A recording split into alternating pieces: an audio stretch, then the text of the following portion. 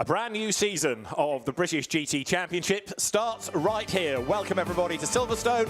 It is the Silverstone 500. Unusually the opening round of the championship, but a really interesting way to start the season with a 3-hour race to look forward to tomorrow and qualifying for it, ready to get underway in very warm temperatures. It's a glorious day here at the home of British motor racing.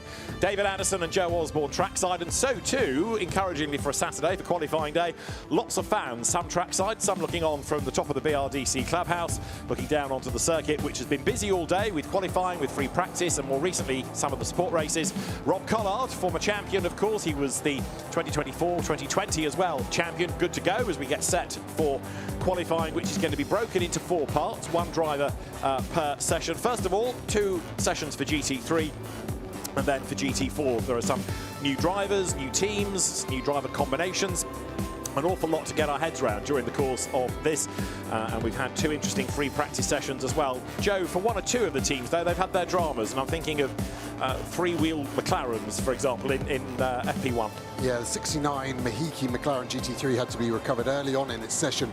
Looked like it was missing a front wheel that wasn't located right, so hopefully no further damage on that and they can make this qualifying session. 78, Alex Martin for Barwell Motorsport back for another season. His co-driver this year, Jared Weberski, who has come through single-seater racing in this country. We did see him in GT World Challenge Europe last year. Up from GT4 to GT3, Mark Warren and Jack Brown. Jack has won the title in GT4. Mark Warren has been hugely successful, first of all in Ginettas, then in Porsches, and then in GT4 racing, and was runner-up in the GT4 class last year. That great season-long battle that went down to the wire between Jack Brown, Mark Warren and Charlie Robertson and Ravi Ramyi. 55, Duncan Cameron and Matt Griffin in, and this is going to take a bit of getting used to. A Lamborghini, normally you put the pair of them together in Ferraris. They had a tough year in a Ferrari 296 last season, and they announced pretty early on they were going to take a different route for this year and go to Barwell and go Lamborghini. Yeah, I mean, the only similarity really is the country of origin, isn't it? And apart from that, nothing else. So I spoke to Matt, and he loves the car, loves the team at Barwell. Duncan Cameron quite openly just said he loved driving the car, and he signed as soon as he felt how exciting it was to drive. Proper enthusiast as well, Duncan Cameron, who has been around for a long, long time now. If there is a championship for GT cars, he will have raced in it by now, whether it's Britain, Europe, World, or the International GT Open. The winners of last year's Silverstone 500 are here. You're on board with Darren Lung, sharing with Dan Harper. They're not doing the whole season, but they're going to be well worth watching this weekend. As also is Phil Keane, guesting in another of the Paradigm BMWs. He is with Bryn Lucas. Well, I'll tell you what, AC/DC just fired up as I walked into the garage. How fired up are you and Ian for this race this weekend? It's a big one for you, back in the championship for a one-off. Yeah, I think Ian's really looking forward to it. First time in the car, so you know, we'll just see how we get on. Qualifying's not that important for a 3-hour, but obviously we want to do as well as we can do. And then, yeah, we'll see for the race. You told me the other week that this is an unusual occurrence, this one. It came about through a bit of a strange conversation with Ian. Yeah, basically Ian decided one night that he fancied to go in a BMW, messaged Darren, and the deal was done. So here we are. There you are on 19 wins in GT3. If you win tomorrow, as you know, that takes you back to 20, the equaling number with Johnny Adam. Is that any extra encouragement for you? No, not really. We want to do as well as we can and win every race, don't you? I'm not really too bothered about records, so we'll just go out there and see what we can do. Good luck. Cheers, thank you. He's bothered about the AC/DC records, clearly. You can hear in the background, but not win records. But Johnny Adam is here as well, not driving, but he's here helping his father-in-law's team, GBR Stratton Racing, the GBR being Graham Brunton Racing. Now, talking of Ian Logie, who is going to be the driver at the wheel of number 6, one of the 2 Paradigm BMWs. They're not doing a full season, but it's good to have them on the grid. The team concentrating more on GT World this year. Yeah, exactly. And Ian Logie knows British GT inside out. Here's a 296 this time with Rodin Motorsport. We obviously associate that team hugely with single-seater success, but great to see them coming into British GT. With 2 drivers that, from memory, have not been to Silverstone before. The first of them you're going to see on track, Cameron Campbell. Then it will be Josh Buchan, who has come largely from a touring car background, champion in TCR Australia, and he won the coveted Macau Gear race for touring cars last November. 63 is the Rob Collard Hugo Cook Lamborghini that has got to be a championship contender, but then there are quite a lot up against him. It's going to be a really open season, this. Yeah, it's always hard to call at the start here, but you just know Barwell are going to be in the mix, and especially that Lamborghini Huracan. You can see the sister car of Duncan Cameron here in the 55 just loves Silverstone. There was a McLaren on pole last year, different weather conditions, much cooler last year, and we actually go on board a McLaren here from Optimum. This is Mark Warren stepping up from GT4. Both himself and Jack Brown loving the step up from GT3. GT4s are great fun, but GT3 are more funner. Indeed so. Less grammatically challenged as well. You've got the two drivers' times to amalgamate for your grid position, so you can't just rely on your co-driver. You have got to deliver as well, which is a good thing in a sense. It does put the onus on the AM to go for it, and I don't mean that in a rude or a flippant way, but you know, the AM makes a significant contribution to this. 50%, but it's more than that really, because they're the bigger variable. The pros are always going to be within 5 or 6 tenths, whereas the AMs tend to have a wider spectrum of performance. Darren Lung, normally on the top end of that performance, wasn't happy with the performance of this car at GT World Challenge Paul Ricard, so the Paradine team always working hard, but especially so this season it feels, to get the performance out of this car. Interestingly, last year track temp was 25 degrees, now it's 39. It's a completely different kettle of fish. The AM pole last year, 58.7. I think anything in the 58s would be good now the track temp is high. High track temp equals low grip.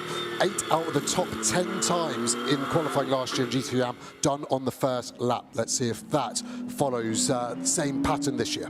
In the first of the free practice sessions, the cooler of the two, the top time to Hugo Cook's Lamborghini, 1:57.908. Kean Jewett's reigning champion, quickest in FP2, the pre-qualifying session, a 1:58.8. So as the track's got warmer, the ambience got warmer, times have got a little bit slower. Having mentioned Kean Jewett and Charles Dawson, the reigning champions, they are also guesting this weekend. It's a nice long race, so it's good track time.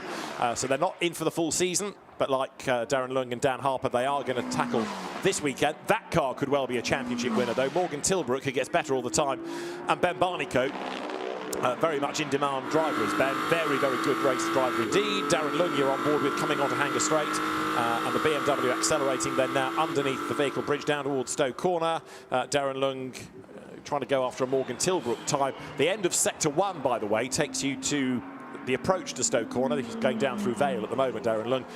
Sector 2 comes out of Club Corner. So this second sector is a very short one, but then you've got 4 sectors to the lap. So Sector 3 begins on the exit of Club, round about now, going over the F1 timing line, and that takes you to midway down Wellington Straight, and then the last sector is the end of Wellington Straight and the stadium, and then Woodcote Corner.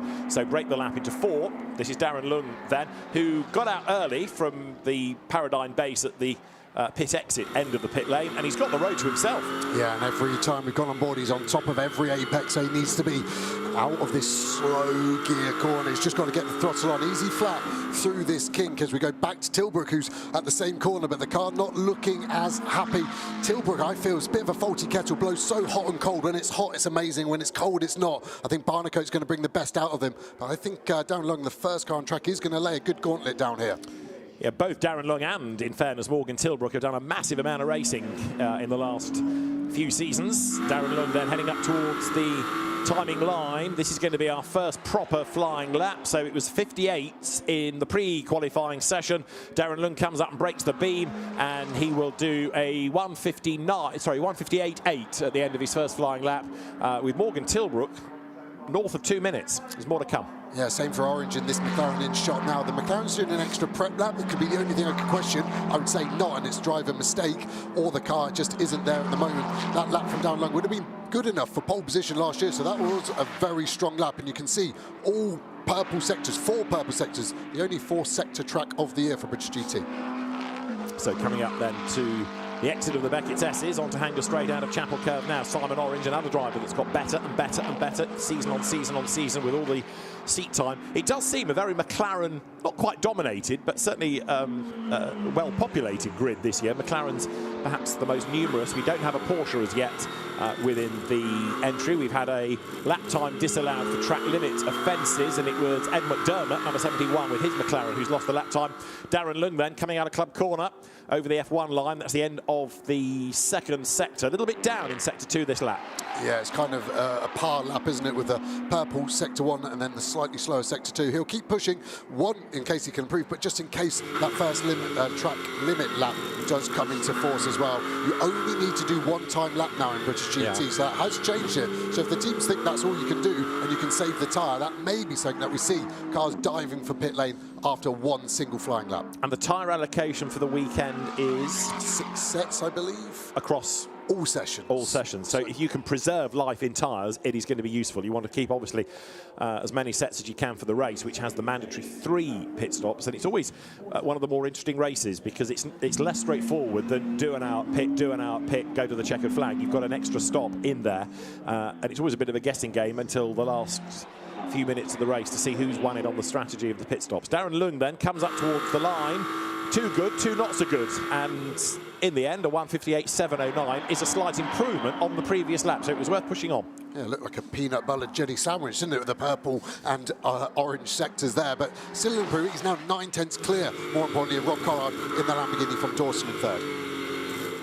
And Phil Keane saying before the session started, does qualifying matter in a 3-hour race? Well, it can do, because if you're at the front, you might be out of jeopardy at the first corner. This, heading up towards the line, number 78 is the Alex Martin Lamborghini. 44 BMW through behind. Jonathan Beeson moving up to British GT this season. Ed McDermott goes through ahead of Rob Collard, and Rob heading towards the timing line. Is he going to be able to find 9/10? He might find a little bit of it as he goes through, but no, I think the traffic's gone against him there, so Rob unable to improve. Charles Dawson is 3rd in the times. That was Andrew Howard's Beach Dean Aston going through. That is Charles Dawson, then the reigning champion, who is an improver in sector 2. Let's see whether he can go quicker in sector 4. Yeah, he can, and he's 3rd fastest now. That lap is a 59.776. That's 63 thousandths down on his earlier best. Yeah, it's consistent, isn't it? And you touched on it earlier, David, how it's in aggregate qualifying. At the moment, Dan Harper will be going, I've got 9/10 in the pocket. Yeah. He could be 9/10 slower than any of the pro on pole and still be on pole position, of course. Shout out here to Mark Warren in the 90 Optimum, first ever GT3 qualifying, fastest McLaren 4th overall, as big boss Rob Bell looking on, sporting director at McLaren Customer Racing now. A bit nervous, I think, wasn't he, as well? But with all these cars on track, it means his responsibilities increase with all these customer teams he's got to look after. So Mark Warren then accelerates now on to Wellington Straight. I mentioned he was runner-up in GT4 last year, so he only started racing back in 2021. He came from Ginetta G40s to the Academy. He won both of those titles, Pro and then the GTA in the Academy. Then he won Porsche Sprint Challenge AM and has been a very good GT racer. As you see, number 13 Ferrari rotate. That car gets back in the right direction. With the Australian Cameron Campbell at the wheel of it, learning about Silverstone. That car had an off, didn't it, in the first practice session this morning? Yeah, it bounced across the grass, no damage done, the team told me, but it's a fast circuit here, and if you haven't done many laps, it takes a long time to get the confidence to chuck the car into these corners. And Jonathan Beeson, although he's raced here on the national circuit in Sprint Challenge and Carrera Cup, new to the Grand Prix circuit, certainly at this level. So Jonathan Beeson goes through over the timing line, but he's going the right way about it with greens, greens, greens and greens all the way across the lap. And so Jonathan Beeson is an improver. Where does that put him up to? 9th fastest then. That's Cian Jewis getting ready to go. Much underrated driver, Cian. Carrera Cup GB champion, GB3 front runner.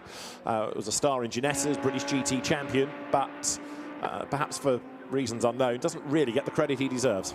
No, he was seriously quick last year in this championship, wasn't he? And impressed a lot, especially against his factory teammate in Maxi Götz as well. It seemed like Jewis always seemed to have the upper hand in that battle, which was mightily impressive. And yet the respective magazines, Autosport and Motorsport News, at the end of the year didn't really rate Cian's efforts as highly as Maxi Götz, which really surprised me, because quite often he was able to outpace Maxi. And what else could you do? If you're quicker than a factory driver, you've got to be good, haven't you? Can I say no comment?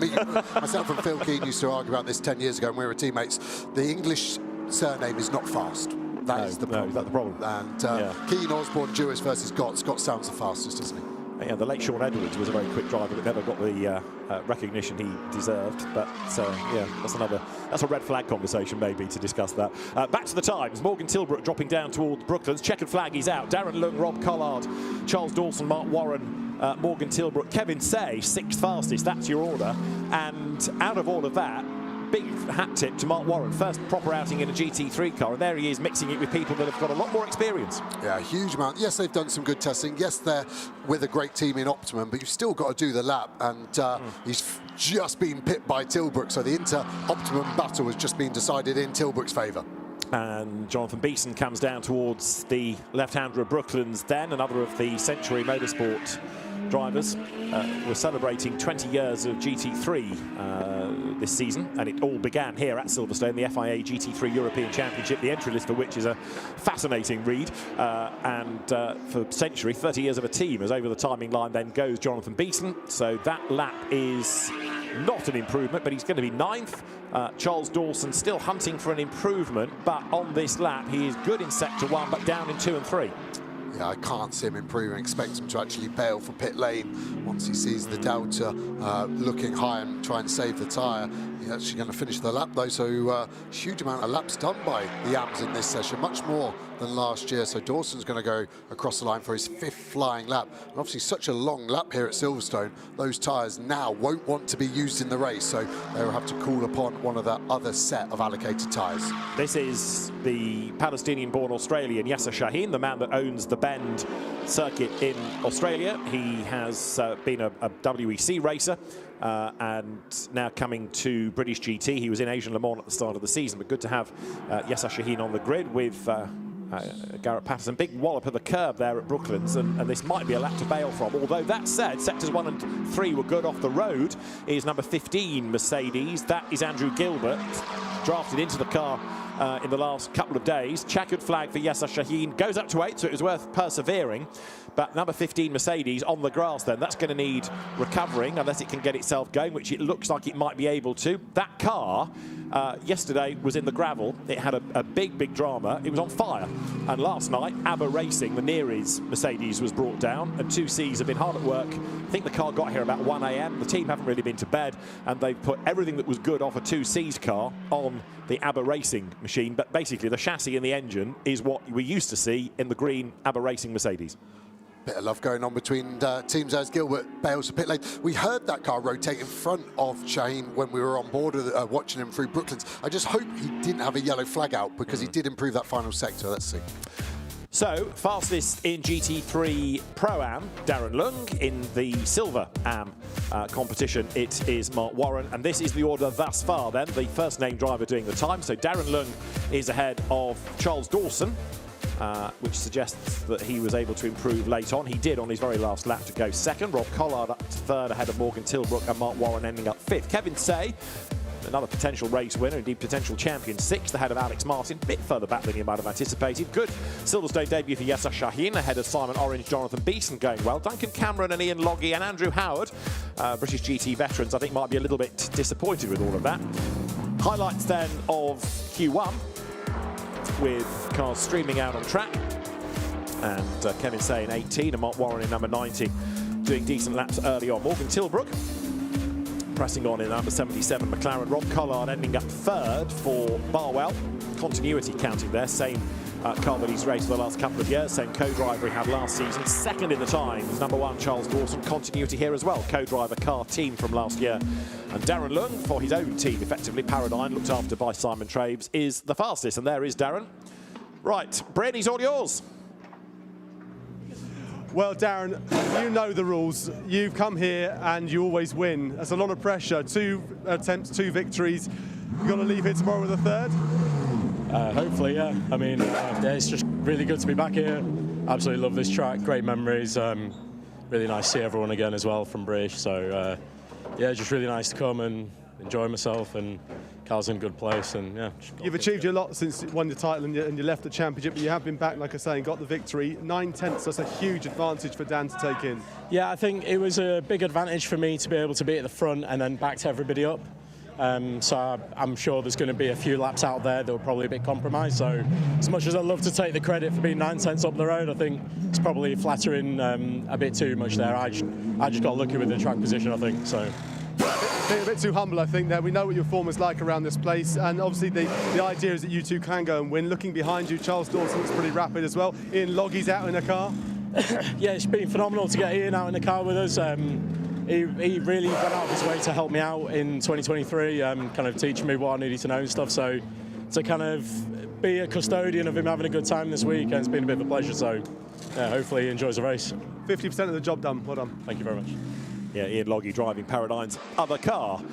So the team has a quick word, and there is Rob Collard thinking about maybe where he lost the time, or maybe the traffic getting in the way that cost him time. Right, we are into Q2 already. Now this is where same cars, different drivers in GT3.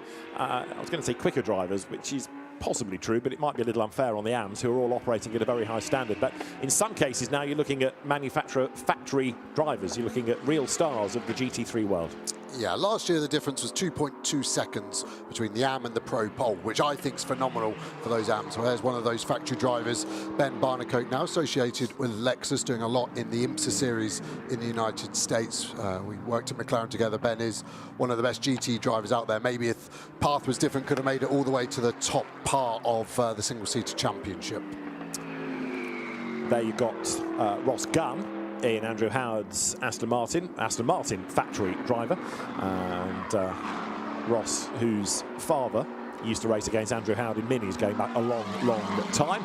Over the line, Marcus Clutton, another very, very rapid driver, and somebody who seems to find something to race every weekend, whether it's a GT car or a Beetle clone in the Fun Cup, you name it. Marcus has a customer and a championship in which he can race, and he's always very, very rapid indeed. He used to, of course, partner Morgan Tilbrook, now with Simon Orange, and that car was in the mix in Q1 as well, wasn't it? Yeah, it was. They did a lot of winter testing and racing, so both Marcus and Simon Orange are going to be up there. Marcus, surprisingly at the start of this lap, not using much of the curb through Maggotts and Beckett's. Depends on the setup of the car. Can it use the curb? It's a shorter distance, but if you're running a stiff setup, for example, the car won't ride it well. It will lose traction, and then you lose grip. So you'll see lots of different variations on curb usage around here at Silverstone. To the end of Vale, then comes Marcus Clutton. So it's only a short, sharp 10 minutes. So you need, as Joe made the point earlier on, only one flying lap. And perhaps, therefore, we will see fewer laps from, if you like, the pro drivers than the AMs, because they can do the prep, they can get the time out of one lap and then look after the tyres just that little bit better. Yeah, exactly. And just going that bit quicker, you stress the tyre, so it's so much harder to get another lap out of that tyre. It drops off. The fastest lap of the tyre is the lap you leave the pit lane. So even the out lap in warm conditions like this needs to be managed so you don't take the best out of it on a non-time lap.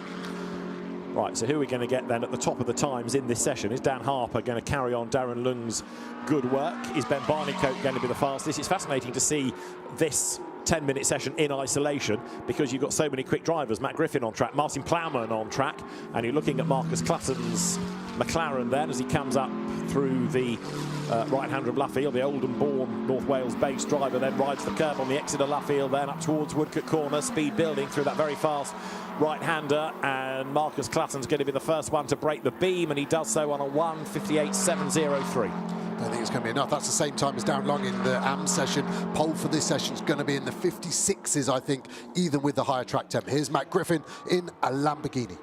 Takes some saying. Yeah. Martin Plowman didn't even go as quickly as Clutton's. Let's see what the Irish driver Matt Griffin, now Dubai-based rather than Northamptonshire-based, can do. He can go second on a 1:59.045. So another lap they all need here. Number 44 BMW, Charles Clark, goes through. We saw him in GT World last year, but largely in initially Aston Martins before BMWs. Across the line has gone Jack Brown, and he's up to fourth. Across the line comes Jared Weberski, and he goes quickest in the Alex Martin Lamborghini at 1:57.700. So he was quicker by a second, but Cian Jewis, co-driver to the man on the extreme of the picture, Charles Dawson, he has just now gone second, and that becomes third because there Ross Gunn goes second fastest. So it is now Weberski from Gunn from Jewis, and Ben Barnicoat jumps ahead of the lot of them in number 77 McLaren. This is Ben Green then, very highly rated driver Ben in Kevin Say's Mercedes, who goes through and is up to third fastest as he chases Phil Keane across the line, and Hugo Cook in the Rob Collard Lamborghini coming up towards the line. Josh Buchan has just gone through. We've had a lap taken off Ben Green for track limits at Copse Corner, turn 1. Hugo Cook goes by fifth fastest, so it's Ben Barnicoat, 57.6 the best, but here's Dan Harper on a mission. After an extraordinary season so far, winning pretty much everything he's touched over the timing line, he goes fastest on a 1:57.611, 33 thousandths quicker than Barnicoat. And there's his teammate looking cool. They're fastest in both sessions, so obviously on the combined fast as well. A second clear of the second place cars, Barnicoat and Tilbrook, on the combined times. Jared Weberski on a mission, though. Half a second better in the first sector. A little bit of time lost in the second sector, though, as they come up now through the left of the loop and then up towards Aintree.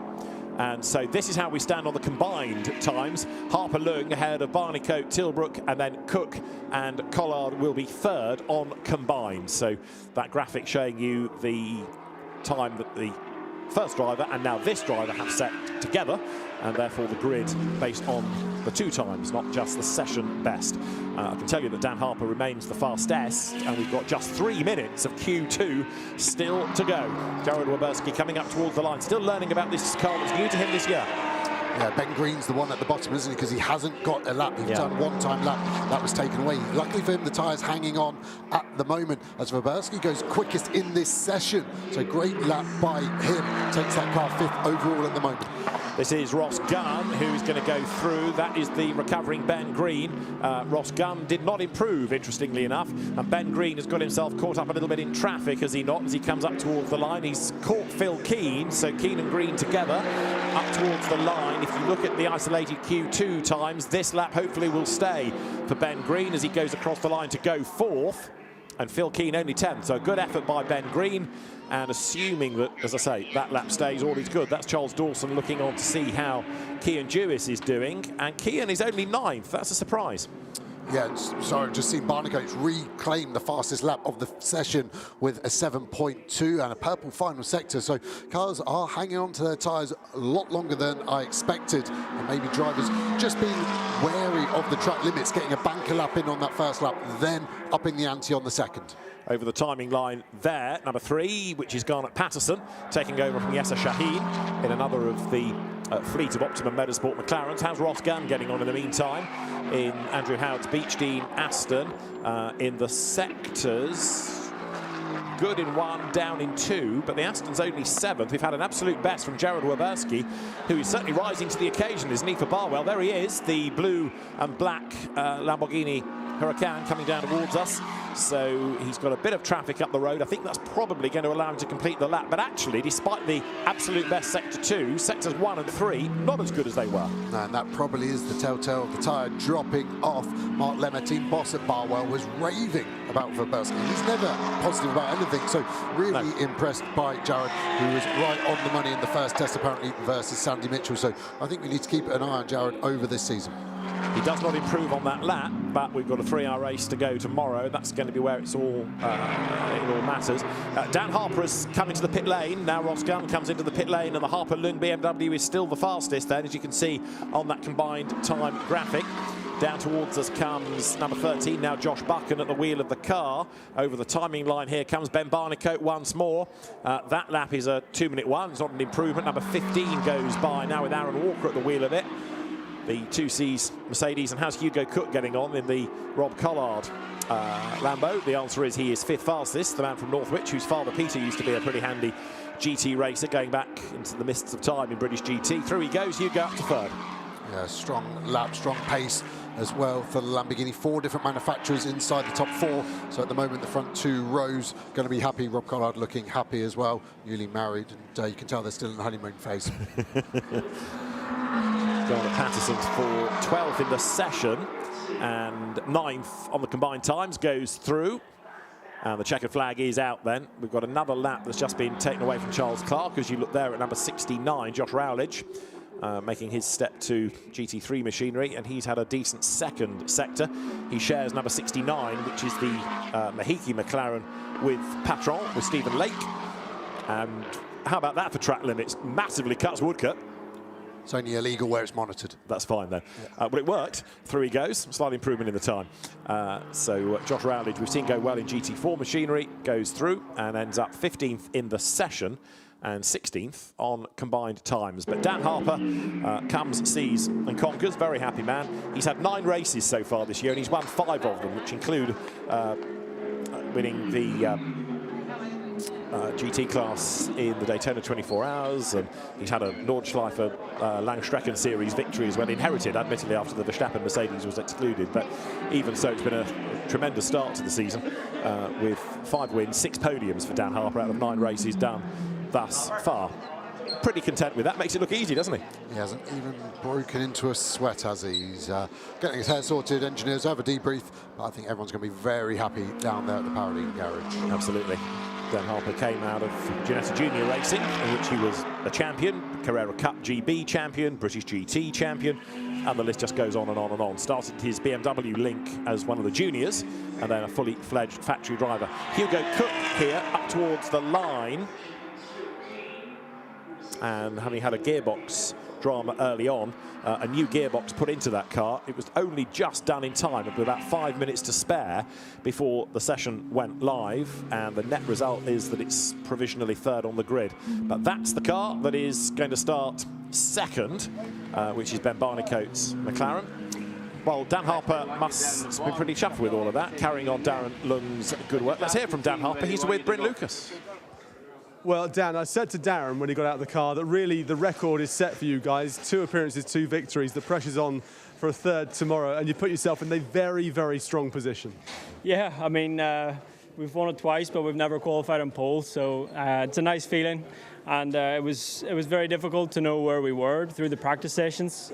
We decided to try and save a set of tyres for the race, so towards the end of FP2, there was a lot of people quite a bit faster, so you always worry, even though you sort of sometimes think you're all good, but yeah, the car was absolutely flying. We had a slight issue yesterday, but the boys worked all night and figured it out, and I mean, yeah, that proved well. Certainly did. So for you, it was really a case of not having to push it to the max because of the advantage you had from when Darren got out of the car. No, I mean, I still give it everything. I mean, you only get one chance every weekend to go flat out, and around this place, it's very special, especially in those conditions. So, of course, Darren has been a very impressive lap. He had me sweating a bit, thinking, I don't even know if I can do that. So, yeah, fair play to him. He gave me that buffer, of course, which then just allows you to relax a little bit. But, yeah, it was still a very good lap for myself. Well, you always appear to have the Midas touch when it comes to racing. You're so good. Everything you do, you seem to win at the moment. So it's a good streak to be on. Yeah, I mean, to be honest, 2026 has been insane. I don't know where it came from, but I like it, and I hope it keeps going. It's a good start. Cool, thank you. Well done, Dan Harper. Just talking about perfect timing, the number 3 Garnet Patterson McLaren started its last lap with a 1/10 of a second to spare before the session came to an end. So this is how we look combined after Q2. It is pole position for Darren Harper and Darren Lung, with Jared Waberski and Alex Martin taking the silver AM pole. Harper and Lung for pole, Barnicoat Tilbrook on the front row, Cook Collard 3rd, Jewis and Dawson 4th, Green and Say 5th, and the top 6 rounded out by your silver and pole winners Jared Waberski and Alex Martin. It's going to be a really interesting GT3 battle. It's going to be very interesting in GT4 as well, and the cars for that have just made their way out onto the circuit. A little bit surprised maybe that the Griffin Cameron Lamborghini is as far back as it is, but in a 3-hour race an awful lot can happen. So before we get to GT4, let's have a quick catch up on what went on in Q2 for the GT3 brigade, which involved Ross Gunn charging on early in the session. Only 10 minutes long, don't forget, so limited lap times offered up. Cian Jewis tried hard, the reigning champion, but unable to quite get himself to where he needed to be. New gearbox installed, the Hugo Cook efforts helping to put the Barwell Lamborghini 3rd, 2nd to Ben Barnicoat, Morgan Tilbrook, and the silver AM pole, Jared Waberski working his magic to add to the efforts of Alex Martin. But outright GT3 pole, Darren Lung and Dan Harper. So GT4 cars on track, closer to a road car than a race car, in the sense that a GT3 car is closer to a race car than a road car, but this is still a massively competitive class, and numerically GT4 has sort of bounced back this year. Yeah, it's strengthened, doesn't it? Back up to 11 cars on the grid. Almost feel GT4 has become a victim of its own success. It's getting faster and faster each year with developments, manufacturers flooding into it, but then the cost goes up with that speed, and it's just trying to find its place in the pecking order budget-wise, and I feel it's in a very healthy place in Europe. We're seeing cars 40 on the grid for European GT4, and like you said, David, British GT recovering nicely on this GT4 element of it. And also good variety. You saw the BMW of Ernie Graham go through. McLarens are in profusion. 84 is the Revy Lake Blake Angley's car. And 59, storming down Wellington Straight, Josh Stanton, who is new to British GT this year. His uncle used to race, Richard Stanton, used to race in British GT. Think Morgan, think TVR. And Josh has come out of a successful campaign over the last few years in Carrera Cup GB. Good to have him involved in British GT racing. So the McLaren up towards the timing line again, 10 minutes, and the clock ticking on down as the McLaren goes by. Then on to a proper flying lap now. Others in this that are going to be worth watching involve the John Hartshorn Aston Martin, and also Luke Shaw, who's been successful in Ginettas, and Ernie Graham. I know we'll touch on co-drivers when we get to the second part of it, but Ernie Graham sharing with 4 times British Touring Car champion Colin Turkington. This gives you an idea, though, of the relative lack of aero on a GT4 car compared to GT3. Look how much movement there is in the McLaren Artura. Yeah, you've got narrower tyres, less aero, so the cars naturally move around more. So I've said it before and I'll say it again, they're not easier to drive the GT3 just because they're slower lap time. It's quite the opposite. You have to hustle hard, easy to overdrive them. What's that mean? Well, you go too fast in the corner, you get a bad exit, you lose lap time. So slow in, fast out's the mantra. And GT4 really epitomises that. Expect the lap time probably for this session, the pole to be somewhere in the 2-minute and 9-second region. Coming out of club corner then, this long right hand. You've got to be really patient with the throttle here. Nail it too soon and the car just understeers out wide. So over the Formula 1 timing line, past the Silverstone wing on one side, the hotel on the other, down towards Abbey, the now right-hander, and then you go left at Farm. Another really quick part of the racetrack, this. Run off on the left and kicking up the dirt, Josh Stanton, as he heads now towards the tight right of Village. Back on the throttle briefly, then hard brake for the loop, and then the road opens up a little bit through Aintree, named after another circuit that used to hold the British Grand Prix, of course, the Liverpool circuit, and then down Wellington Straight towards Brooklands. Yeah, it's looking like a good lap. At the moment, sectors are probably saying this is going to be a 2-minute 10.1 or so, but the McLaren very good in all 4 sectors. You see some cars stronger in a sector than others. For example, the Ginetta very strong in sector 3 here, where there's some high-speed corners and some big stops. The McLaren really in the middle of the range these days for balance of performance in GT4. So this will give us our first proper lap time as Josh Stanton heads up to the line, and he will break the beam in a moment and go through now on a 2:10.5 then, 2:10.534 for Josh Stanton. Number 42 here is Luke Shaw in the Ginetta, heading up towards the timing line, the car out of the Toro Verde GT stable. That's going to be competitive. Luke's been really good in the Ginetta GT Academy and then the GT Championship itself, last year's AM champion, and he shares with Jack Mitchell, who apart from doing lots of GT racing over the years, has also done lots of running of late, raising money for charity. I think it's 60 kilometres he ran to get to Silverstone or something ludicrous. 63.9 if you're being precise, so yeah. He probably was. Yeah, exactly. But yeah, Google Jack Mitchell and Just Giving to see what he's doing. It's a phenomenal effort he's doing this season. And he was on pole position here last year as well in Q2 of this, so he'll be fast when the pros get in the GT4s. There's not much Jack hasn't raced over the years, whether it's minis, touring cars or GT cars. This is the Jessica Hawkins Aston Martin being compared against Tom Holland's time, which is purple and purple, but Jessica does the absolute best in Sector 3. Number 21 Aston Martin is the car that she shares with Will Orton. And Tom Holland in the Ginetta, number 74, certainly the faster in the sectors right now, but let's see where Jeff Hawkins can put the Aston as she comes up towards the line, stepping away from GT3, which she raced last year, to GT4. Goes quickest at 2:10 at 1:88 then, so that puts her to the top. But what can Tom Holland do when he comes up towards the line? First of all, Blake Anglis will go over the timing line there in the Mahiki McLaren, and Tom Holland goes fastest then. So the Innovation Racing Ginetta goes to the top, and that's by quite a margin, 0.8 of a second. Yeah, it's similar to GT3, isn't it? The pole with Darren Lung was 0.9. That's nearly there, half a tenth shy. Here's Stanton getting towards the end of this lap. It's a better lap. You can see that there's 3 green sectors below him. So at the moment, he's on a 2-minute 10.5. This could be good enough to break him into the 9s. Shares that car with Luca Hopkinson, who was quick last year, but very, very unlucky for most of the season. Josh Stanton then coming up through Woodcote, Silverstone Grand Prix circuit circuit new to him as well. Carrera Cup didn't race on this, so he goes through, he goes second, 2:10.1. He has gained time. This is Luke Shaw with Ernie Graham, rally champion, historic rally champion behind him. Luke Shaw rather trims Woodcote, and Ernie Graham, who has raced here before in historic BMWs, goes through. Behind him is Ian Duggan there in the delectable Cayman in its pseudo-works colours of the 80s. And number 40, Aston, heading up towards the line as well. James Townsend looking quick. Yeah, interesting to see Duggan and Townsend. They were teammates, of course, way back in the Toro Verde days. So good to see Fox Motorsport back. It's Aston Martin looking sharp and Townsend doing a good job. And his teammate Joe Wheeler will be looking on thinking, I can maybe keep it on the track a bit more than James Townsend did. Through Copse Corner that time. Yeah, all looks a bit ragged, didn't it? This is the Daniel Lavery Aston you're looking at. He's the team director, as well as sharing with Darren Turner, who's going to be an ideal driver coach. Daniel's done a bit of historic GT4 racing. I think he's raced here in GT4 Astons, but limited experience. But he's got Darren Turner to help bring him on as the car goes over the line. And he's up to 5th. He's going nicely. Yeah, great livery on that car as well, isn't it, from Full Send Racing. So really nice one to watch. What about Jess Hawkins then, as she heads up through Woodcote? Good sector 1, but they're losing time in sectors 2 and 3.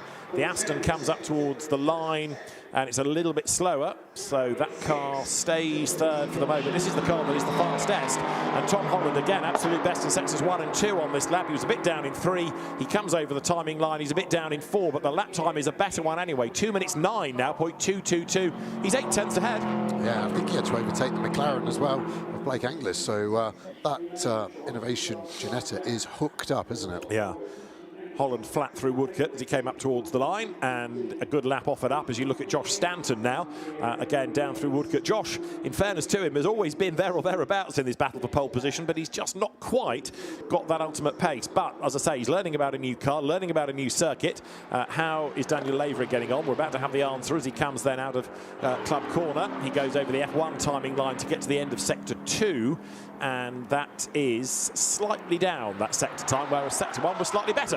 Yeah, this car's looking good though, isn't it? It's sometimes interesting to watch the balance of a car. How is it feeling out there? And Elliot Cole, team manager there at Full Send Racing, has put a huge amount of effort to get this team off the ground. So great to see them on the grid. And they've got 2 cars as well, so potentially going to double their efforts as the season unfolds. Another Aston worth watching for John Hartshorn, who said a couple of years ago he was retiring, but has been tempted back for another season in GT4, sharing with Ronan Pearson. And John has done a massive amount of racing over the years. Go back to the early to mid 1980s, and he started off racing in the MG Maestro Challenge, a multi-discipline series. Which didn't last very long, but that was an MG Maestro for you. But it's good to have him back on the grid. 27 there, Daniel Lavery heading up towards the grid. His Aston going nicely. Perhaps doesn't run it quite out as wide as he could on the exit of Luffield, but up towards the line. And let's see whether this is going to be an improvement. Good sector 1, down in 2 and 3, good in 4. A 2:10.321 is a nice lap that moves him up to 4th. So that puts him therefore closer to this car. Jessica Hawkins, Aston flag out as you see, and Jessica Bales.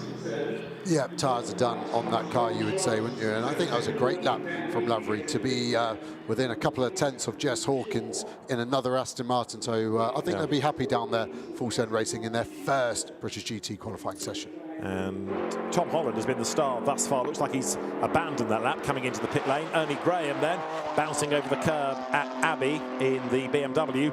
What we haven't yet mentioned is the team, also new to British GT, WSR.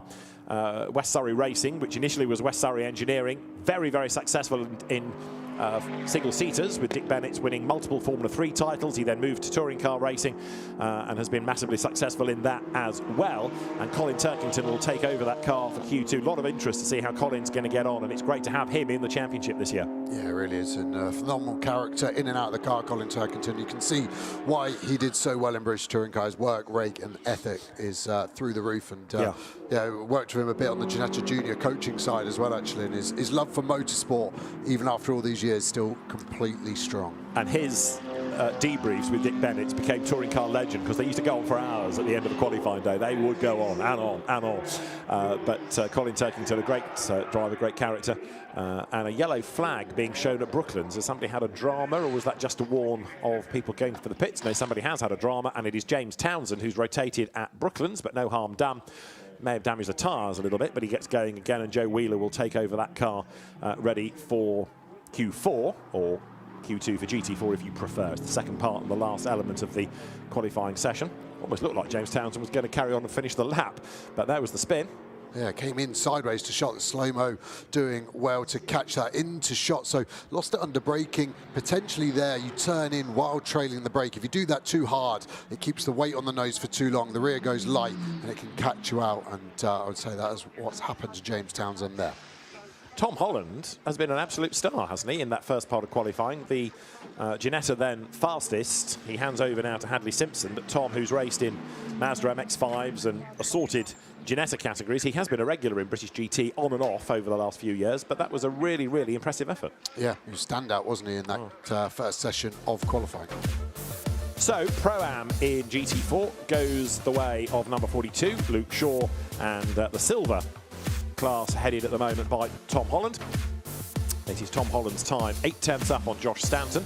That gives you the top two. Luke Shaw third, ahead of Jessica Hawkins, then Daniel Lavery from Brandon Templeton's BMW. Ian Duggan in the Toro Verde Porsche. Toro Verde running a Ginetta and a Porsche. Then Spinner Townsend, James Townsend 8th, Ernie Graham is 9th, 10th John Hartshorn, and Blake Anglis, I think, will be a bit disappointed with that, 11th at the foot of the times. So Tom Holland is the fastest, and he is now with Bryn. Well, you go away for a year, do something else, and you come back, GT4, and it fitted like a glove, didn't it? I don't even know how I did compared to everyone else. I forgot to ask as I was coming in. But, I mean, car feels good. I mean, it's been a bit of a teething process. Of course, new team to British GT, new co-driver as well with Hadley Simpson. But we're all getting there. I think there's a lot more to go, and we're hoping to show people we're the plucky underdogs that can take it to the big boys. Definitely the plucky underdog, but your teammate knows a Ginetta well, having raced in it last year. You're having to work very well or very closely with Hadley to kind of give the encouragement, to boost the confidence. He's rapid. It's British GT is a bit of a pressure cooker environment for anyone stepping up into it for the first time. I found out the hard way in 23. But he's got a lot of pace behind him. He's keeping me honest as well, and I'm looking forward to seeing how he grows over the season. Honest to the tune of 8/10. Well done. The first part of GT4 qualifying, first opportunity for the drivers to go out and set a time to help their co-driver in Q2 to do the aggregate. With lots of variety, we had Aston Martin, McLarens, BMWs and Ginettas pouring out on circuit. Daniel Lavery looked good and ultimately ended up 5th in his Aston behind the similar car of Jessica Hawkins in Aston colours. Third fastest, though, the Ginetta of Luke Shaw behind Josh Stanton, who was always there or thereabouts through the 10 minutes, but fastest, Tom Holland in the number 74 Ginetta, who cleaned up for pole. So, with the fast lane open, we are almost ready for the last 10 minutes of qualifying. It's all flown by, hasn't it, as the fans soak up the Silverstone sun. And the lights will go green very shortly at the end of the pit lane. The race director, Peter Daly, will give the instruction. The teams will then get set, send the cars down the pit lane. It's going to now be Luca Hopkinson taking over number 59. We saw him last year in British GT. And he will take over from Josh Stanton. That car coming out of the Optimum Motorsport stable. There are a few teams that know how to run a McLaren, whether it's a GT3 or a GT4 car, quite so well. Jack Mitchell, we talked about earlier, he now takes over number 42 Ginetta. Good effort that by Luke Shaw. So Jack, to build on that, that could be a possible pole position car. Yeah, definitely. We haven't touched on the Pro-Am silver differences as well.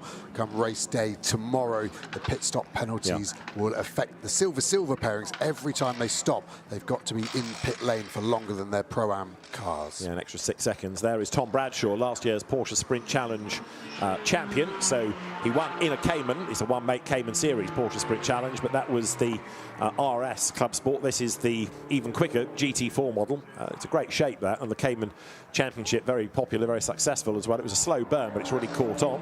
Hadley Simpson there, who is the driver in the notional pole position car, getting ready to go. 2 years ago, he was a class winner in Brit Car in the Clio, and off he sets down the pit lane. We're already at the 8 3/4 minute mark, as this is Colin Turkington.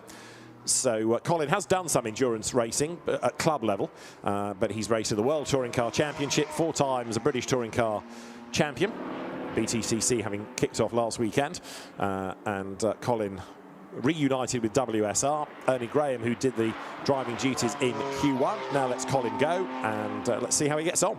Car looks great, doesn't it? And the team very well presented in pit lane, as well as you would obviously expect. Here is Orton taking over from Jessica Hawkins. Again, great livery this year. All the teams really upped their game, I think, in the professional standards of how the cars have presented the teams as well. And when you walk around the paddock, if you're able to come to any British GT race, it's not just the cars on track, the trucks and all the paraphernalia that go with it are world class.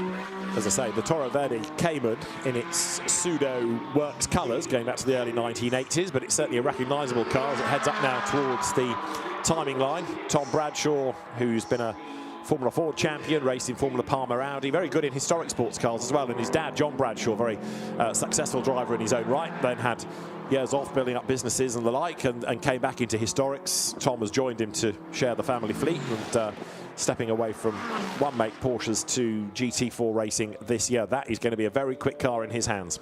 Yeah, we've struggled to see Porsche in GT4 and British GT, and we do well. And this car goes well in Europe and goes well in other championships, like you were saying, David. So this could be the combination, I think, of Duggan and Bradshaw and Toro Verde to get that car somewhere near the sharp end. As there, Jack Mitchell slots in behind, warming up the Pirelli tyres, as Tom Bradshaw, with the car squirming a little bit, comes into Stowe Corner. Certainly got it by the scruff of the neck. So out of Stowe, down through Vale, and just under 7 minutes of the final part of qualifying remain. The cars will be back on track tomorrow for the warm-up session at 9:40. Tomorrow's race, 3 hours, and it starts at 1 o'clock here at Silverstone. As out of Club Corner goes Tom Bradshaw. Yeah, lovely drift all the way through there, full throttle, probably apexing at around 110 miles an hour into this new Turn 1, as all the drivers still call it, even though it's now been here for well over 10 years, through this fast one. Then the big stop. And it's a huge amount down, 4 gears here, second gear hard on the throttle. You've got to drag it to the right, and that's why these corners don't get an affectionate name, shall we say. It wasn't the most popular redesigned part of this Silverstone GP loop.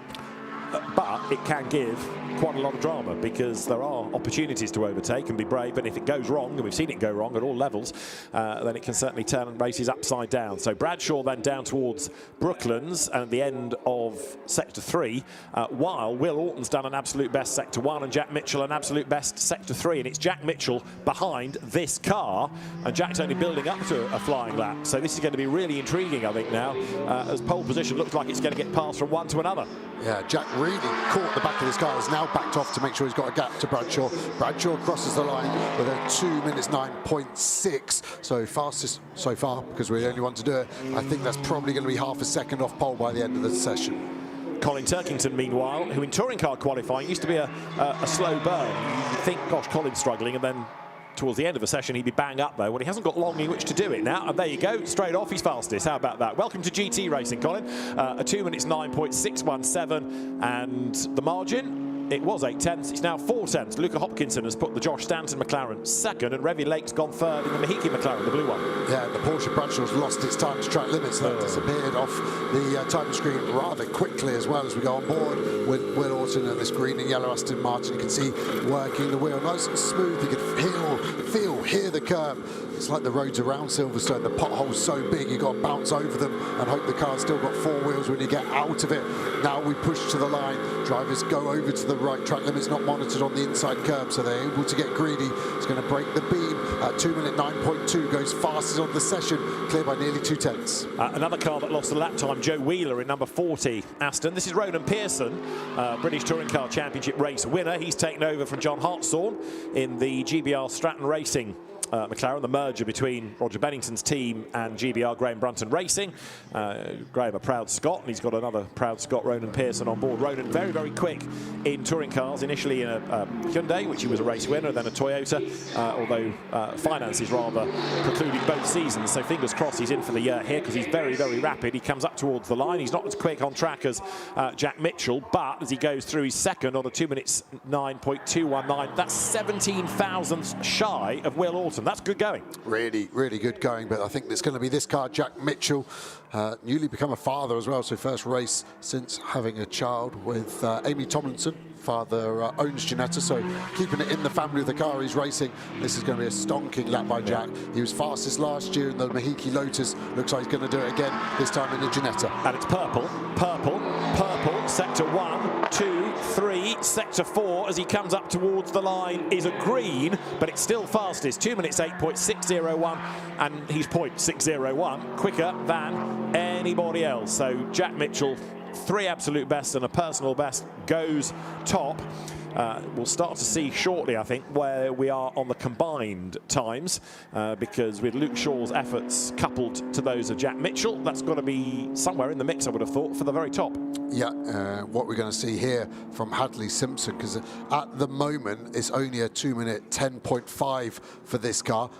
So when the combined times start to rack up, I think Hadley really needs to be putting this in a mid-9, doesn't he, to take on what Holland did. Holland versus Shaw, plus the 2 drivers of Simpson and Mitchell now are the deciding factors. In most cases, you've got the quicker driver out second. I would offer you that in this car, you had the quicker driver out first. Tom Holland was seemingly quicker than Hadley Simpson, who is, as you say, 11th in the times, and that car is now 4th on the combined time. Fastest, prediction was right, the Luke Shaw, Jack Mitchell, Ginetta is at the top from number 21, the Will Orton, Jess Hawkins, Aston. We've got time for just 2 more laps, I reckon, for Hadley Simpson, who goes through. And that car is now back to the top because he's just gone 5th in this part of qualifying, and that puts the car fastest on the combined times for now. He qualifies hastily by 0.03 of a second. So has Jack Mitchell got anything else? Can he find? He needs to find 0.06, of course, to overcome the deficit for that car. Hadley Simpson seems to be able to keep improving. Jack Mitchell does not. Is he on a cool lap or are the tyres done? Yeah, interesting, wasn't it? Jack seemed to go all in for that 1 lap, but Darren Turner is now at the wheel of 27, and that car is 4th in this part of qualifying, and on aggregate 4th as well. And with the possible exception of Johnny Adam, there aren't people around that know much more about racing Aston Martins out of the last couple of decades than Darren Turner. No, that's for sure. Interestingly, the car through New Turn 1, you can really hear the tyres screeching, but also it's kind of like a flat judder, like the tyre was skipping over itself. So Darren, of course, doing all the development on these race cars, will know potentially there needs to be a tweak done. Is the car in a quali setup? Is it just in its race setup? And they're thinking about 3 hours more than this short 5-10-minute session. Flat Judder sounds like a character out of Game of Thrones. Down towards Brooklands then comes Darren Turner, 4th quickest still. There are some very, very tiny margins. You were talking about the 32 thousandths between Simpson and Mitchell in terms of a combined effort for GT4 at the top. And we've got some very narrow margins further down as well, 31 thousandths between Hopkinson and Revy Lake. But Darren Turner up towards the line, started off well, but 2 and 3 have just lost a little bit of time for Darren as he goes through now with less than half a minute on the clock. Yeah, tyres definitely done, I would say. 2.5 seconds slower than his best on that last lap, so expect him to bail and probably box a lap earlier than potentially he could. So the Innovation Racing team talking Hadley Simpson through where he is and also what needs to happen at the end of qualifying, because the last thing you need, having had a good run, is for the team to get it wrong and something go wrong on the processes. Very easily done as well, may I add. Is it? And, yeah, and, Tom Holland did look a little stressed, didn't he, there? Yeah, hopefully no problem with the car, and couldn't see what they could have done wrong thus far. When the car comes into pit lane, there are some strict procedures you may have to follow. Indeed, Jack Mitchell's lap is not going to be an improvement, so despite our exultations for him, it's not quite happened, but he's in the mix. But I still think that's going to be a very, very competitive car in GT4. Actually, it's rather hard to find one that's not going to be competitive in GT4. It does look really open, this. Where did Colin Turkington get to? 6th in his part, but only 10th on the grid, so maybe WSR still needing to unlock something out of that BMW M4. Don't forget, although they know about touring cars and BMWs in that respect, a GT4 BMW is completely new. Yeah, there isn't one component that's shared between those 2 BMWs here, so yeah, a lot of learning to be done. Jack Mitchell will be happy. Like we said, the Pro-Am pairings will serve 18 seconds less in the pits over the course of the race, so for them to be Pro-Am pole and 2nd overall, I think they will be very confident ahead of tomorrow's race. Over the timing line goes Joe Wheeler, who'd lost an earlier lap to track limit offences, but actually wasn't able to go any quicker at the end. 59, which is Luca Hopkinson, has already bailed. As you can see, the pace has slackened right off, so that's heading for the pit lane, and it will end up 5th. Pretty dirty tyres as well on the left-hand side of that McLaren, so I suspect he's dipped the wheels in the gravel on the exit of Luffield, where, again, the track limits aren't monitored, so it's all okay to do that. There's 24, which is the BMW that is shared by Brandon Templeton and Jack Collins coming out of Ginetta Racing into GT. So that stepping stone up to GT3 continues from Ginetta to GT4 and on and up. That is Tom Bradshaw. Now, has Tom taken the flag? Yes, he has. So the Porsche ends up 7th in Q4 and 7th on aggregate on the combined time. To work hard to get some pickup to make sure they're over weight and ride height. It's got a long pipe hanging out the sort of middle to front of that car, isn't it? I assume that's probably the AC pipe, but 3 hours around Silverstone, that's going to get ground down, so the team may want to trim that before it gets trimmed for them. So Tom Bradshaw, session done, and behind him is Joe Wheeler, who's going to end up in 11th in this session, but it will be 8th on aggregate. So it is a Pro-Am pole for Luke Shaw and Jack Mitchell, and a silver pole for Hadley Simpson and Tom Holland, after a really good effort by both. This then is the order: Simpson and Holland ahead of Mitchell and Shaw, Will Orton and Jess Hawkins going nicely for 3rd ahead of Darren Turner and Daniel Lavery, Luca Hopkinson and Josh Stanton 5th ahead of Jack Collins and Brandon Templeton. Then it's Tom Bradshaw and Ian Duggan from Joe Wheeler and James Townsend. Ronan Pearson and John Hartshorn getting themselves to 9th ahead of Colin Turkington and Ernie Graham, Revy Lake and Blake Anglist rounding out the 11 in GT4. So 3 hours of racing for the opening round of the British GT Championship for 2026 tomorrow. It will be blast off at 1 o'clock, or nearest offer at the end of the formation lap, and both GT3 and GT4 looking very competitive indeed. Final part of qualifying began with Luca Hopkinson blasting out on track in the McLaren and Darren Turner at 27 Aston Martin's helm, pressing on coming out of club, running a little bit wide up the curb. Ronan Pearson, new to GT4 racing, taking over the GBR Stratton Aston from John Hartshorn, was quickly on the pace, as also was Will Orton, who was really good right at the very start. Jack Mitchell was the driver fastest in the session, but not quite enough to haul the car to outright GT4 pole position that went the way of Hadley Simpson and Tom Holland. So Innovation Racing taking the top time, and in the pit lane, Bryn Lucas is with, I think, a very happy Tom Holland with the car then on pole. It's like buses, isn't it, as you were saying, Tom? I don't speak to you for years, and all of a sudden, twice in back-to-back there, it became a very, very tight battle in the end. Hadley did the job, but it was mighty, mighty close. Yeah, I mean, welcome to British GT. I've said that to the team many times. You're never going to have enough surprises in this championship, which is what I like. So we're a lot quicker, and here he comes, the man in question. Oh, he has managed to get out of the car now. So there was some question about scrutineering. The car's been parked up here. It does have to go to scrutineering. So Hadley's just going to take his helmet off, and then we'll get a very, very quick word with Hadley Simpson. His first taste of British GT, having been in the Ginettas last year. Hadley, that's the way to do it, isn't it, Hadley? It was very, very tight, though. No, yeah, I don't know how tight it was. The team just gave me a target lap time. That's what I stuck to. I'm super happy, and to do it on one set of tyres in qualifying, when most of the grid had 2, just because of budget purposes, you know, it just makes it even sweeter for us. I'm just so grateful. You know, the team are putting some serious shifts. They're out until the early hours, and they'll be the last ones here tonight.